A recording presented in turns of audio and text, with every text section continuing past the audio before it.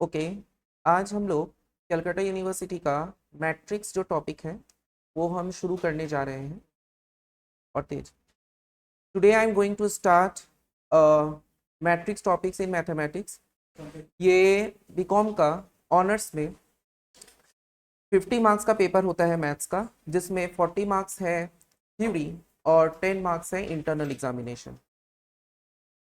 ये जो हम लोगों का मैथ्स का पार्ट है, इस मैथ्स के पार्ट में हम लोगों को टोटल 5 टॉपिक्स पढ़ना है 40 मार्क्स का थ्योरी एग्जाम देने के लिए। और ये 5 टॉपिक्स में मैट्रिक्स उनमें से एक टॉपिक में आता है। मैट्रिक्स एक्चुअली अलजेब्रा का ही पार्ट है। और मैट्रिक्स में हम लोग को केवल मल्टीप्लिकेशन, एडिशन, सब्ट्रैक्शन और इनवर्स यही चीज़ पढ़ना है, और एक्स्ट्रा हम लोगों को और कुछ नहीं पढ़ना है। मैट्रिक्स करने के लिए हम लोगों को सिंपल कैलकुलेशन पता करना है। जैसे हम लोग छोटे क्लास में एडिशन सब्ट्रैक्शन करके आए हैं, ठीक उसी प्रकार से यहाँ पर भी हम लोग एडिशन सब्ट्रैक्शन करेंगे। मैट्रिक्स होता क्या है? जब भी कोई एक नंबर्स को हम लोग रो या कॉलम में रखते हैं, जैसे कि कोई एक नंबर हम लिए 1 1 2 3, एक नंबर है ये 4 5 6 7 8 9।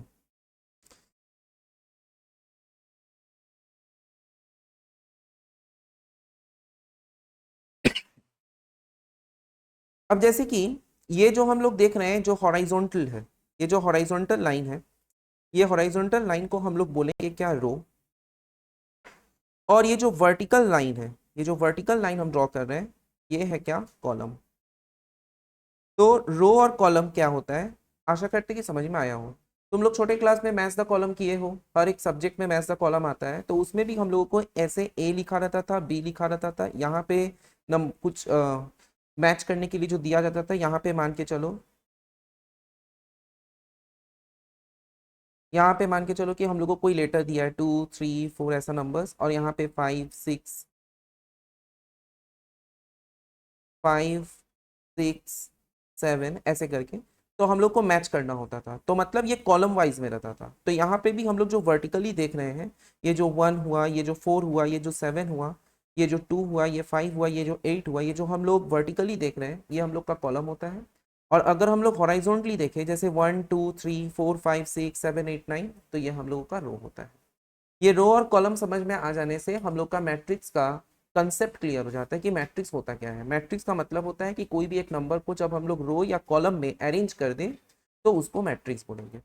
अब जैसे कि मैट्रिक्स में हम लोगों का क्या होता है, यहाँ पर ऑर्डर होता है। जैसे कि ये जो अभी हम ऊपर में लिखे हैं 1 4 7 2 5 8 और 3 6 9, ये हम लोग का 3 by 3 ऑर्डर मैट्रिक्स है। ये जो फर्स्ट 3 लिखे हैं, इसको बोलेंगे रो, क्योंकि यहाँ पे 3 रो है। और जो सेकंड 3 है, वो मेरा कॉलम डिनोट करता है। तो कॉलम जो है, क्योंकि सेकंड नंबर जो है वो कॉलम डिनोट करता है, क्योंकि 3 कॉलम है इसीलिए 3, और यहाँ पे 3 रो है इसीलिए 3 हुआ। ठीक है। अगर यहाँ पे हम अगर ऐसे बोलते कि 2 by 3, तो 2 by 3 का मतलब क्या होता? 2 by 3 का मतलब होता,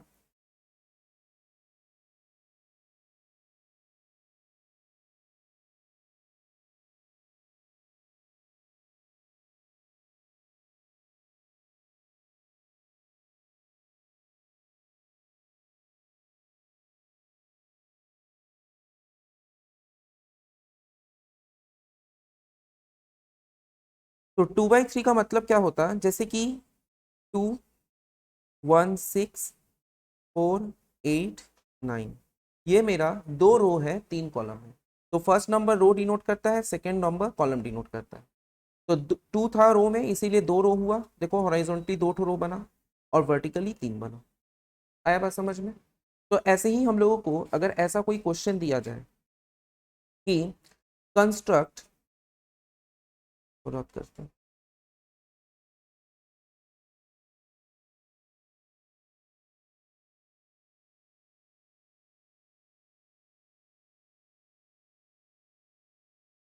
अगर ये क्वेश्चन है construct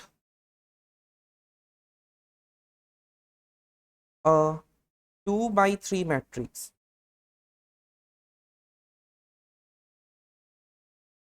whose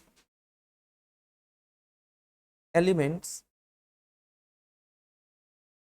are given by a i j equals to i minus 2j square by 2।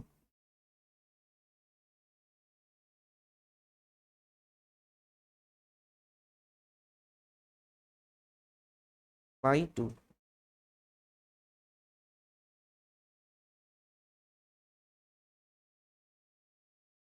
नहीं टच नहीं कर रहा हूँ। बाई 2।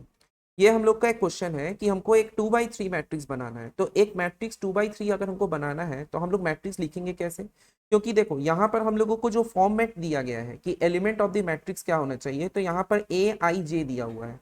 यहाँ पर आई क्या डिनोट कर रहा है? ये आई हमको रो बता रहा है और ये जे हमको कॉलम बता रहा है।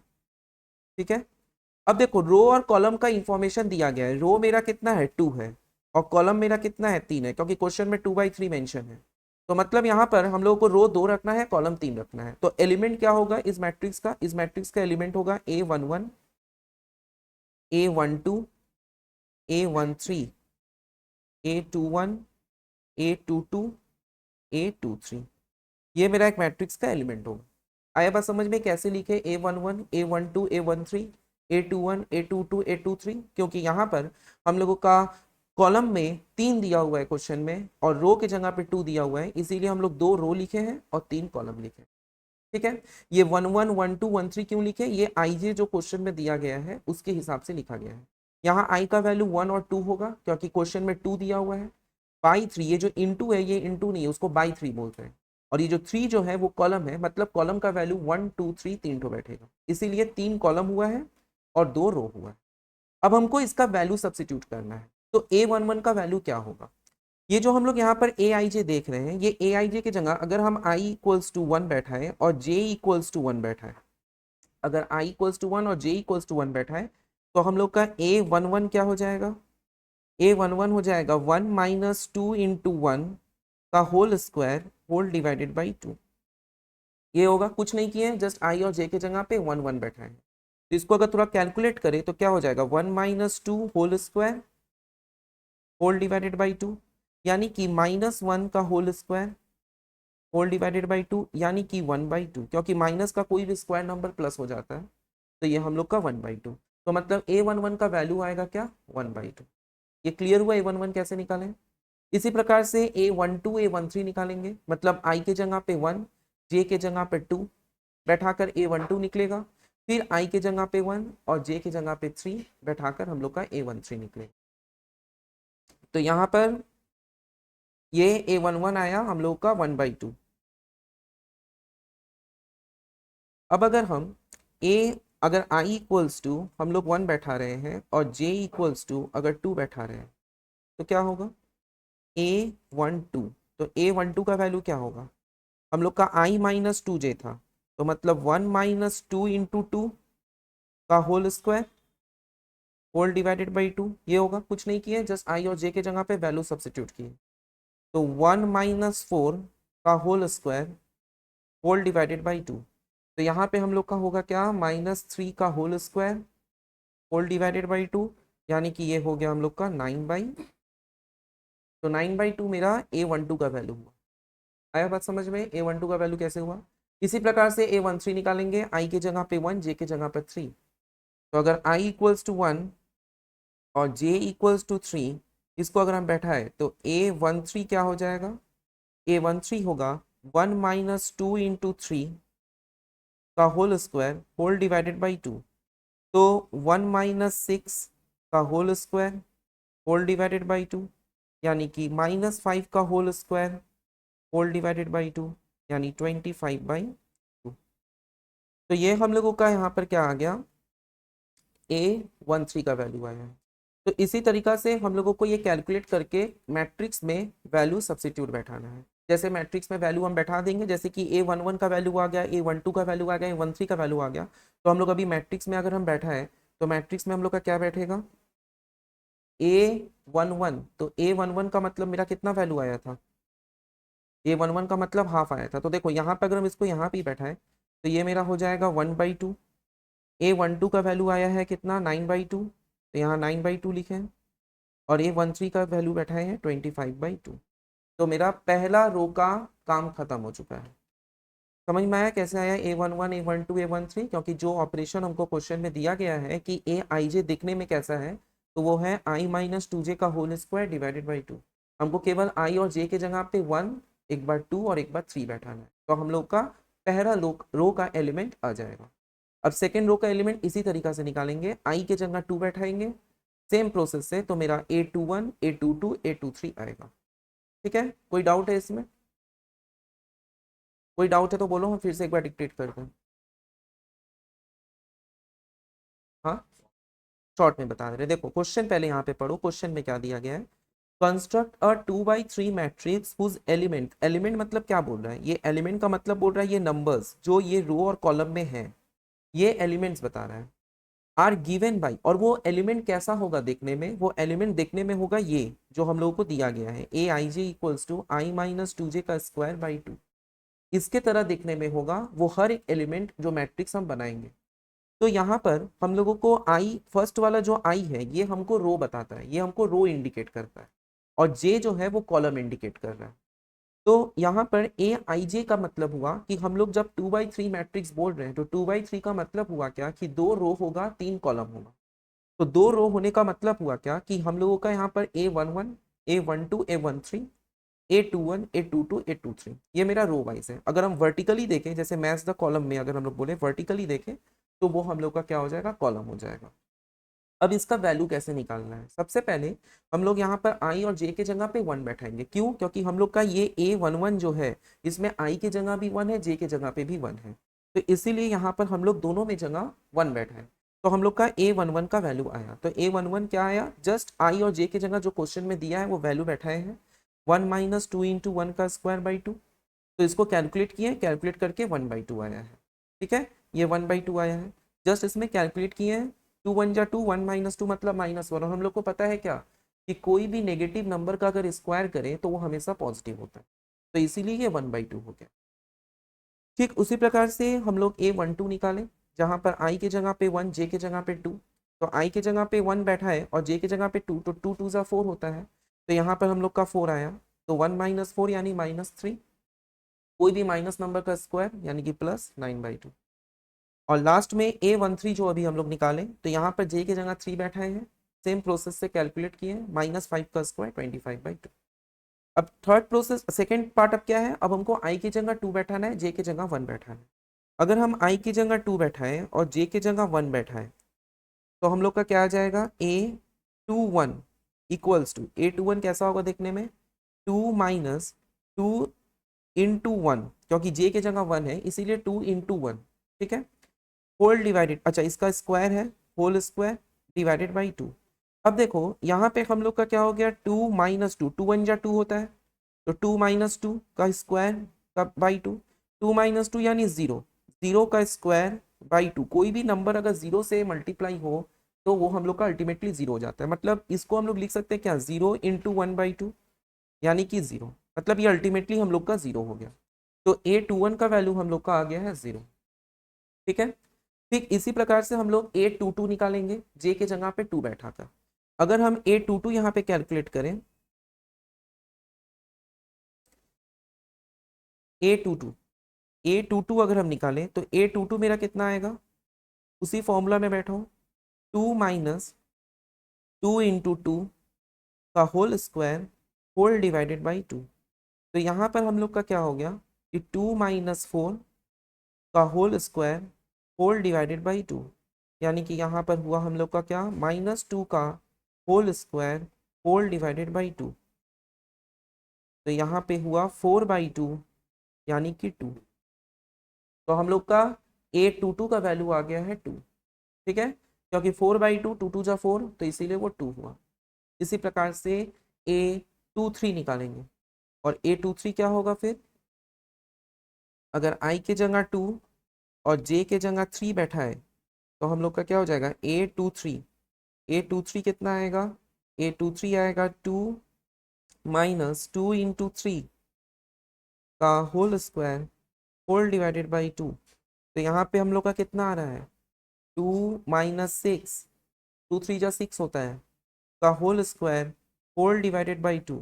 अब 2 - 6 का मतलब हो गया क्या, -4 का होल स्क्वायर 4/2।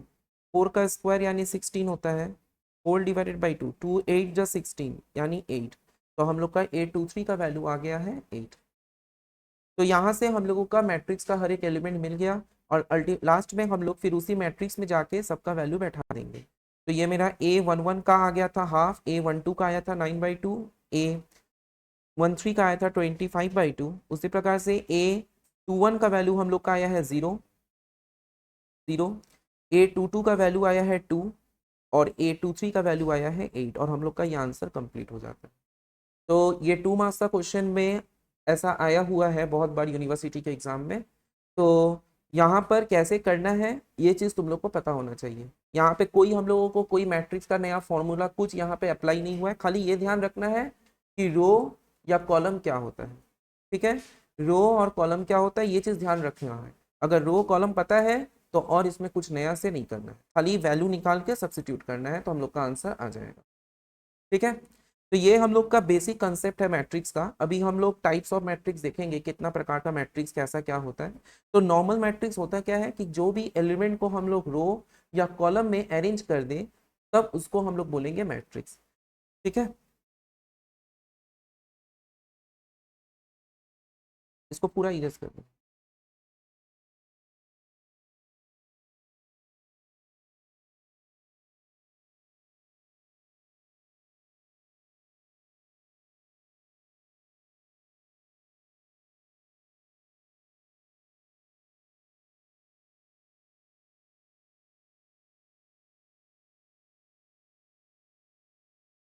एक साथ इरेज नहीं होगा पूरा डायरेक्ट।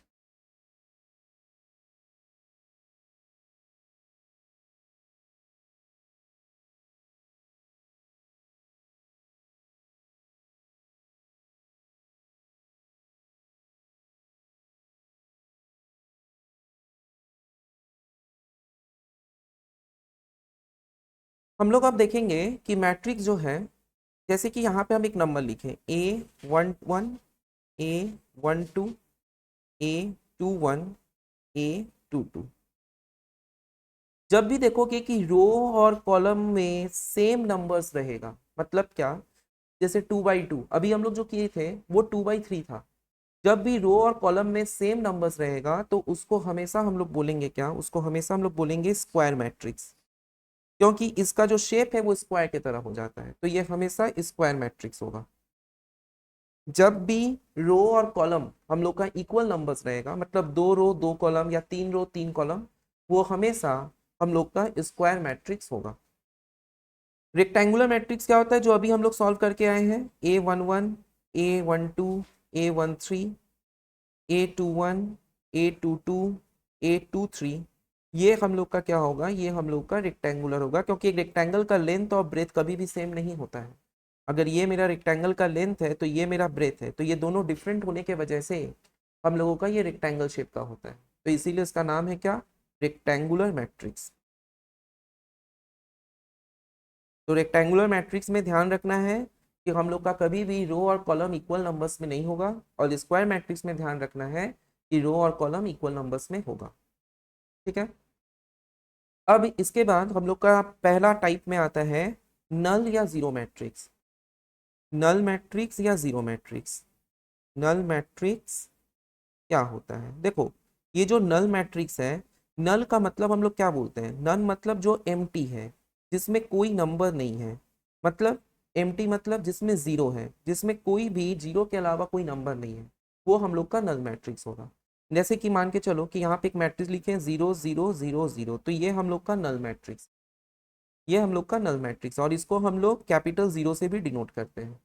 ठीक है, नल मैट्रिक्स मतलब जिसका हर एक एलिमेंट हम लोग का जीरो हो, वो हमेशा नल मैट्रिक्स। नल वर्ड से समझ में आ रहा है, नल मतलब नन। हम लोग पढ़ते हैं ना जो एमसीक्यू हम लोग का आता है, नन ऑफ दीज, 4 ऑप्शन रहता है, लास्ट ऑप्शन नन ऑफ, मतलब कोई भी नहीं। तो जब भी कोई एक मैट्रिक्स में कोई भी एलिमेंट नहीं रहेगा जीरो के अलावा, तो वो हम लोग का नल मैट्रिक्स हो जाएगा। नेक्स्ट है आइडेंटिटी मैट्रिक्स। आइडेंटिटी मैट्रिक्स क्या होता है, देखो, आइडेंटिटी जो है, आइडेंटिटी मैट्रिक्स, यहाँ पर हम लोग आइडेंटिटी का मतलब क्या जानते हैं, जिसके साथ अपना वो पहचान चेंज ना करे। मतलब मान के चलो कि हम लोग का क्या है, सबका वोटर आईडी कार्ड है, सबका आधार कार्ड है, तो वो हम लोग का आइडेंटिटी है कि हाँ हम लोग इस लाइफ में एग्जिट कर रहे हैं, हम लोग इस स्टेट से बिलोंग कर रहे हैं, हम लोग का ये एड्रेस है, ये सब। तो मैट्रिक्स में आइडेंटिटी मैट्रिक्स क्या होता है कि कोई भी मैट्रिक्स को अगर हम मल्टीप्लाई करते हैं कोई आइडेंटिटी मैट्रिक्स से, वो मैट्रिक्स चेंज नहीं होगा। जैसे कि हम लोग का वन, वन एक ऐसा नंबर है कि वन के साथ तुम कोई भी नंबर को मल्टीप्लाई करो वो वही नंबर देगा। जैसे कि जीरो, जीरो के साथ कोई भी नंबर को ऐड करो वो वही नंबर देगा। तो जीरो हम लोग का आइडेंटिटी एलिमेंट है एडिशन के केस में, और वन हम लोग का आइडेंटिटी एलिमेंट है मल्टीप्लीकेशन के केस में। सेम वन हम लोग का आइडेंटिटी एलिमेंट होगा डिवीजन के केस में, और जीरो हम लोग का आइडेंटिटी एलिमेंट होगा सब्ट्रैक्शन के केस में, क्योंकि 5 - 0 भी हम लोग का जीरो होता है, और 3/1 भी हम लोग का 3 होता है। मतलब इसमें नंबर अपने आप को चेंज नहीं कर रहे हैं, तो इसको आइडेंटिटी एलिमेंट बोलते हैं। तो मैट्रिक्स में हम लोग इसको कैसे समझेंगे, तो मैट्रिक्स में इसको हम लोग डिनोट करते हैं आई से। ये जो मैट्रिक्स है इसको हम लोग आई से डिनोट करते हैं, और आई देखने में कैसा होता है, अगर हम लोग का ये I2 है, मतलब 2 ऑर्डर मैट्रिक्स है, तो हम लोग का आई जो होगा वो होगा 1 0 0 1। ये हम लोग का आइडेंटिटी मैट्रिक्स का पहचान है, 2x2 ऑर्डर का। ठीक है, 2x2 ऑर्डर का आइडेंटिटी मैट्रिक्स देखने में होगा 1 0 0 1। आइडेंटिटी मैट्रिक्स को हम लोग आई से डिनोट करते हैं। ये जो आइडेंटिटी मैट्रिक्स है उसको आई से डिनोट करते हैं, और I2 का मतलब होता है क्या, 2x2 ऑर्डर।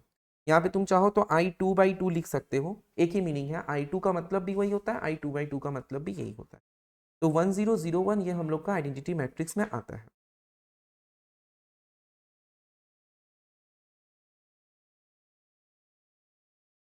हाँ, नीचे वाला थोड़ा सा रखो दीजिए, और भी है, 1 मिनट रुकिए।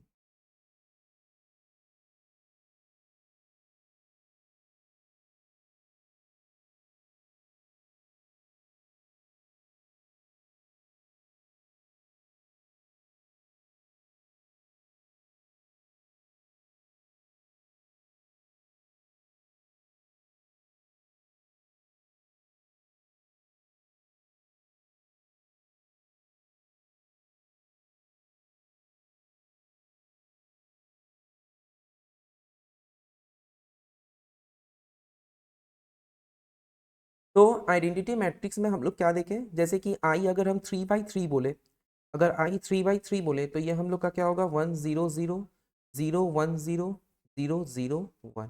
तो आइडेंटिटी मैट्रिक्स को पहचानेंगे कैसे, जैसे कि हम लोग का अगर एक स्क्वायर हम ड्रॉ करिए, जैसे एक स्क्वायर है, तो ये स्क्वायर का ये वाला को हम लोग क्या बोलते हैं, डायगोनल बोलते हैं। तो यहाँ पे देखो डायगोनल की जगह पे 1 बैठा हुआ है। तो जब भी हम लोग का आइडेंटिटी मैट्रिक्स देखना है तो डायगोनल एलिमेंट हमेशा 1 होना चाहिए, क्योंकि आइडेंटिटी मैट्रिक्स कभी रेक्टेंगुलर नहीं होता, आइडेंटिटी मैट्रिक्स केवल स्क्वायर फॉर्मेट में ही होता है, और रो कॉलम दोनों इक्वल होने की वजह से ये स्क्वायर मैट्रिक्स हुआ है। और स्क्वायर मैट्रिक्स में ये ध्यान रखना है क्या, कि डायगोनल एलिमेंट हमेशा 1 होगा। ये होता है आइडेंटिटी मैट्रिक्स।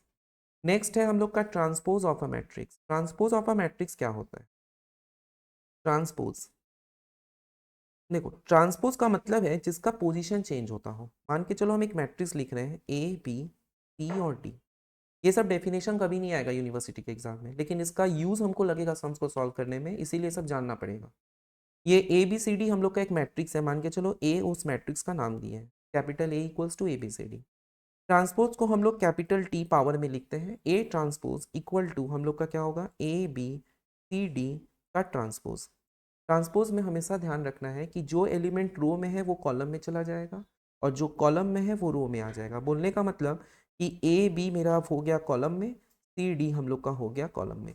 ये जो CD हम लोग का रो में था, अब देखो ये कॉलम में आ गया, और AB जो हम लोग का रो में था, अब देखो कॉलम में आ गया। तो इसको बोलेंगे ट्रांसपोज।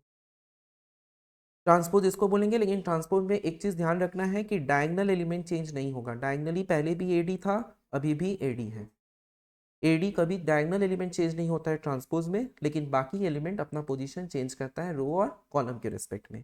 अगर हम 3/3 ऑर्डर बताएं, मान के चलो एक और मैट्रिक्स हम एग्जांपल दे रहे हैं, यहाँ पर हम लोग का 3/3 ऑर्डर है, A B और C, यहाँ पर E F I J और K। अगर हमको इसका ट्रांसपोज निकालना हो, इसका अगर हम ट्रांसपोज निकालें तो ट्रांसपोज में क्या हो जाएगा, A B और C जो रो था वो कॉलम बन गया, A B और C। E F और G रो था वो अब कॉलम बन गया, E F और G। आई जे और के भी हम लोग का कॉलम हो।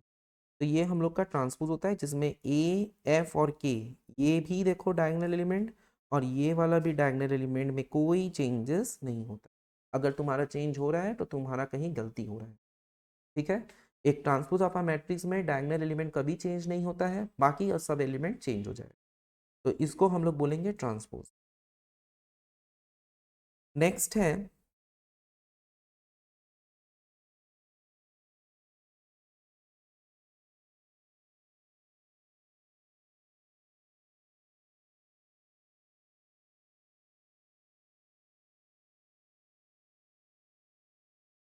है जैसे कि सिमेट्रिक मैट्रिक्स।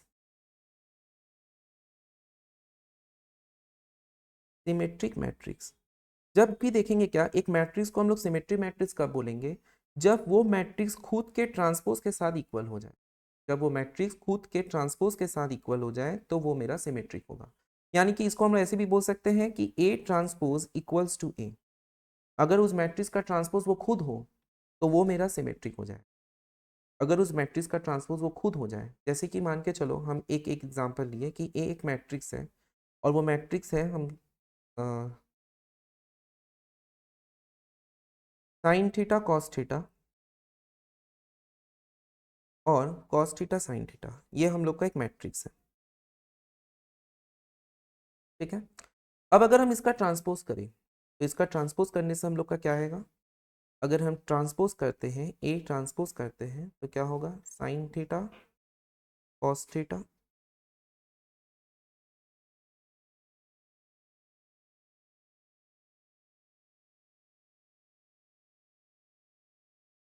तो शो नहीं कर, नहीं नहीं, जो अभी हम लिख रहे थे।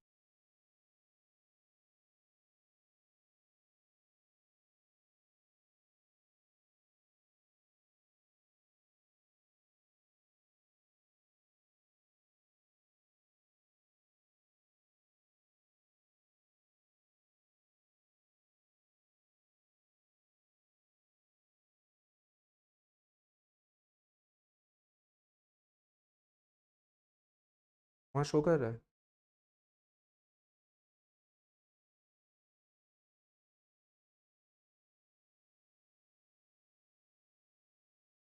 Cos theta sine theta. अब जैसे कि इसका अगर हम ट्रांसपोज कर रहे हैं तो ट्रांसपोज करने से हम लोग का साइन थीटा तो रहेगा ही, लेकिन कॉस थीटा ये प्लेस चेंज कर रहा है, लेकिन दोनों सेम नंबर होने के वजह से हम लोग को फर्क नहीं पता चल रहा है। ठीक है, ये सेम मतलब अगर यहाँ पे 2 और 3 रहता तब हमको फर्क पता चलता, लेकिन दोनों सेम होने के वजह से इसमें हम लोग को कोई भी चेंज नोटिस नहीं कर पा रहे हैं। कॉस थीटा साइन थीटा ये वही आ गया, तो इसका मतलब क्या हुआ कि ये मैट्रिक्स हम लोग का ट्रांसपोज होके भी ए आया है। ठीक है, और एक बात, मैट्रिक्स को हमेशा फर्स्ट ब्रैकेट या थर्ड ब्रैकेट से डिनोट करते हैं, ये चीज़ ध्यान रखना। इसको कभी हम लोग सेकेंड ब्रैकेट से नहीं लिखेंगे, सेकेंड ब्रैकेट में सेट आ जाता है। ठीक है, ये सेकेंड ब्रैकेट जो है इससे कभी भी नहीं करेंगे, बहुत से बुक में ऐसे दिया रहेगा, बहुत से बुक में ये फॉर्मेट में दिया रहेगा। तो या तो थर्ड ब्रैकेट या तो फर्स्ट ब्रैकेट यूज करना है, सेकेंड ब्रैकेट कभी नहीं। सेकेंड ब्रैकेट मैथ्स का सेट थ्योरी में यूज होता है, तो यहाँ पे सेकेंड ब्रैकेट का कोई भी यूज नहीं करना है। नेक्स्ट अब तो ये हुआ सिमेट्रिक मैट्रिक्स कि अगर मैट्रिक्स खुद के ट्रांसपोज के साथ इक्वल हो जाए तो वो सिमेट्रिक मैट्रिक्स होगा। नेक्स्ट है क्या, skew symmetric matrix.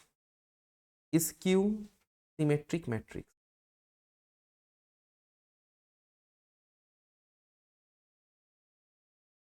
Skew symmetric matrix.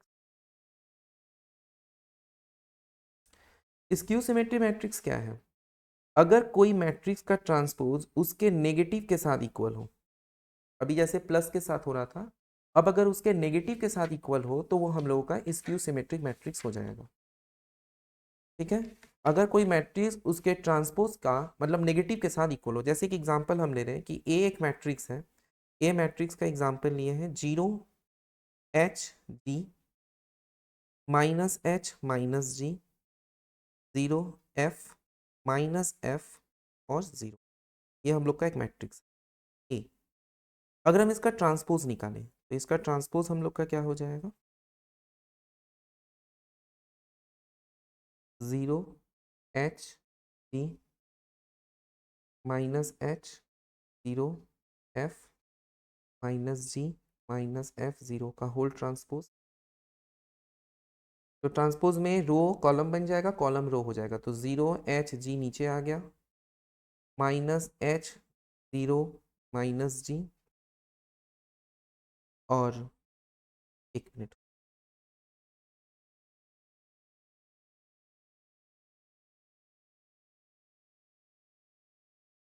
हम लोग का ये जो रो था वो अब कॉलम बन गया। अब ये जो रो है ये कॉलम बनेगा, ये एफ हुआ, फिर माइनस जी माइनस एफ, ये हुआ। अब अगर हम यहाँ पर देखें कि हम लोग का जो गिवन मैट्रिक्स था वो क्या था, 0 H G, लेकिन अभी है 0 - H - G।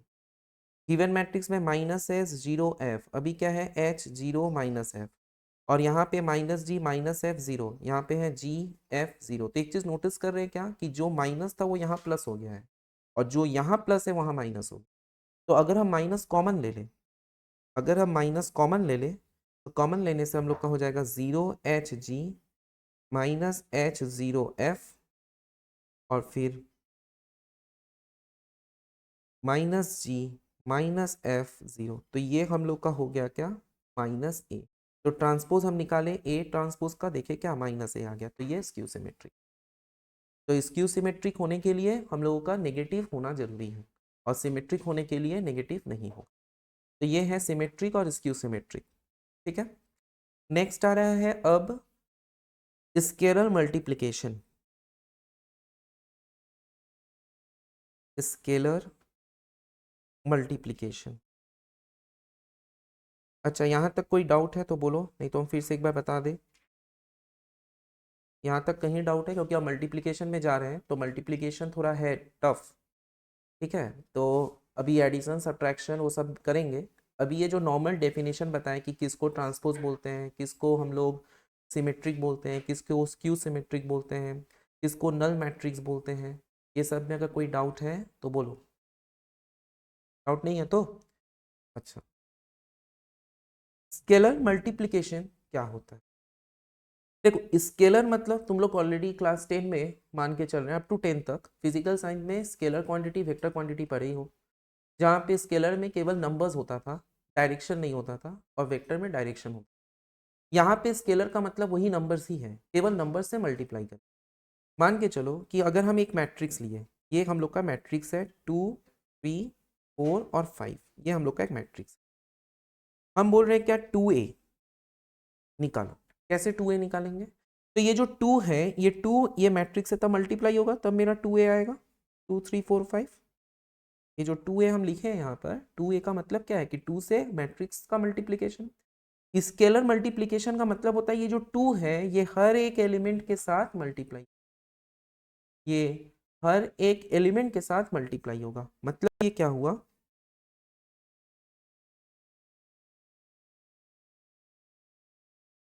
मतलब ये क्या हुआ कि यहाँ पे हम लोगों का 2 × 2, 2 × 3, 2 × 4, 2 × 5, हर एक एलिमेंट के साथ नॉर्मल मल्टीप्लाई करेंगे। तो यहाँ पे क्या हो जाएगा, 4 6 8, हो गया स्केलर मल्टी। इसमें कोई हार्ड नहीं है, स्केलर मल्टीप्लिकेशन में केवल मल्टीप्लाई करेंगे। ठीक है, तो अगर हमको मान के चलो कि 3A पूछा, 3A जब पूछेगा तो क्या करेंगे, सबके साथ 3 मल्टीप्लाई करेंगे। तो 3 2 जा 6, 3 3 जा 9, 3 4 जा 12, 3 5 जा 15।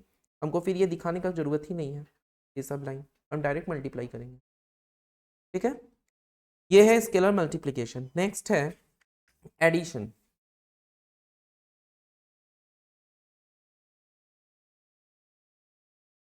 एक मिनट, तब इसको मिटा दीजिए ऊपर।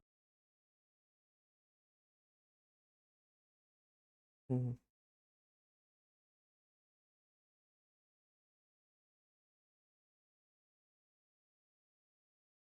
ठीक है, ओके। एडिशन,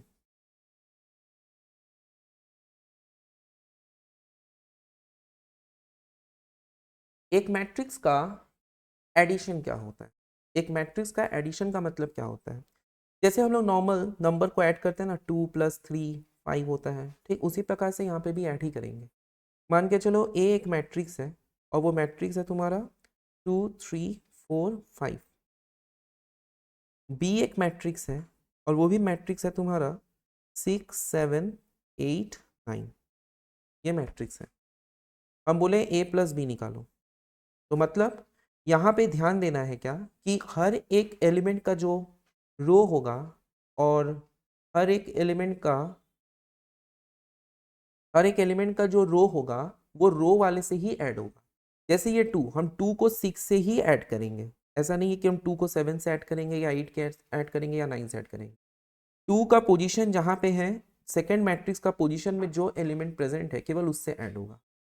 3 3 प्लस 7, 4 प्लस 8 और 5 प्लस 9। तो अब नॉर्मल ऐड जैसे छोटे क्लास में किए हो,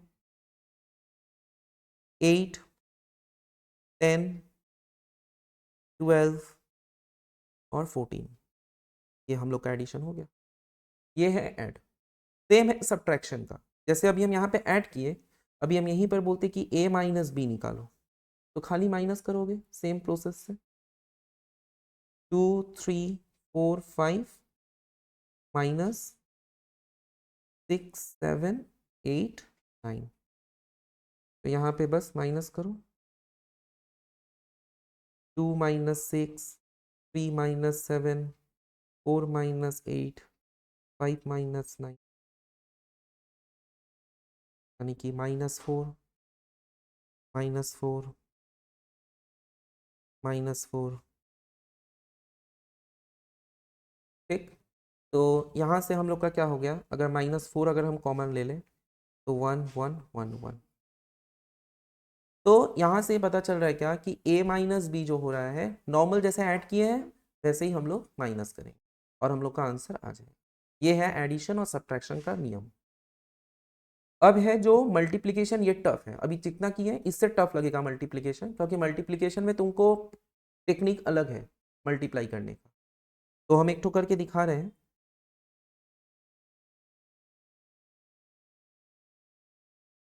मल्टीप्लिकेशन में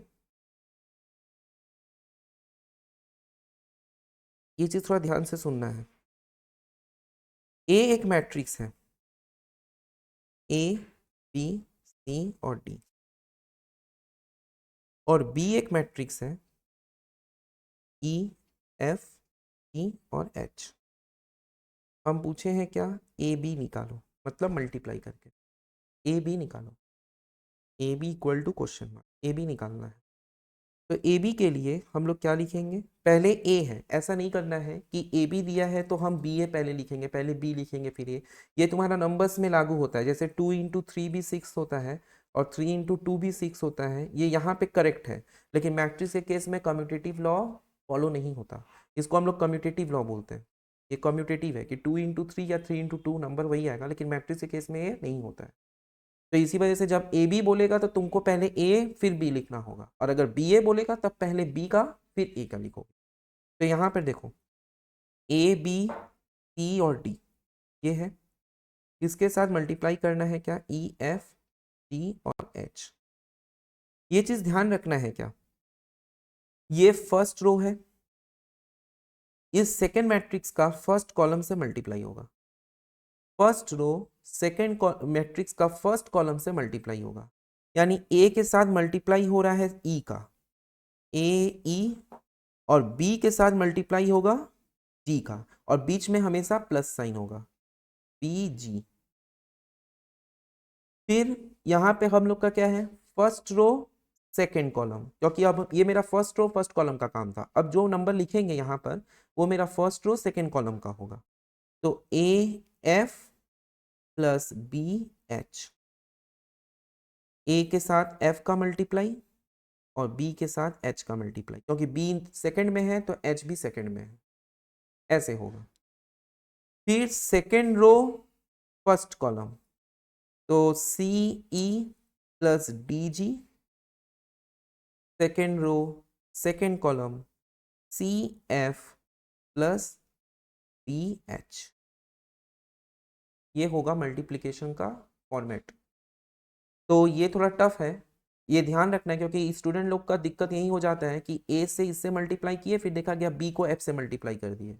नहीं, एक तरफ रो लेफ्ट साइड में जो मैट्रिक्स रहेगा वो राइट साइड के कॉलम के साथ मल्टीप्लाई होगा हमेशा, क्योंकि अभी हम क्या बताए कि हमेशा फर्स्ट नंबर हम लोगों का रो बताता है, सेकंड वाला कॉलम बताता है, इसीलिए यहाँ पे रो हमेशा, यहाँ पे कॉलम, फिर रो फिर कॉलम, फिर रो फिर कॉलम, फिर रो फिर कॉलम। ये कैसे हम बैठाए हैं, किसको देख के बैठाए हैं, ये बैठा है ऐसे A11 A12 A21 A22। देखो ध्यान से, ये 1 है row 1 column, first row first column, first row, ये फर्स्ट रो फर्स्ट कॉलम, देखो first row first column, first row second column, A B के साथ एफ बी, इसके साथ मल्टीप्लाई हुआ, फर्स्ट रो सेकंड कॉलम, फिर second row first column, second row मतलब C D और फर्स्ट कॉलम मतलब ई जी, तो इसके साथ ये मल्टीप्लाई हुआ, और फिर second row second column, second row C D के साथ एफ बी का मल्टीप्लाई। इस तरीका से मैट्रिक्स का मल्टीप्लिकेशन होगा। ठीक है, आया समझ में? तो यहाँ तक तुम लोग को पढ़ना है। अभी हम इन्वर्स में नहीं जा रहे हैं, क्योंकि इन्वर्स का थोड़ा रूल अलग है, वो अगले दिन करेंगे। फिलहाल यहाँ तक किसी को कोई डाउट है कि नहीं? यहाँ तक कोई डाउट है कि नहीं? क्लियर है ना? तो यहाँ तक हुआ। नेक्स्ट क्लास में थोड़ा पेपर सॉल्व करेंगे जो यूनिवर्सिटी का है, इसी के बेसिस के ऊपर, उसके बाद इन्वर्स करेंगे।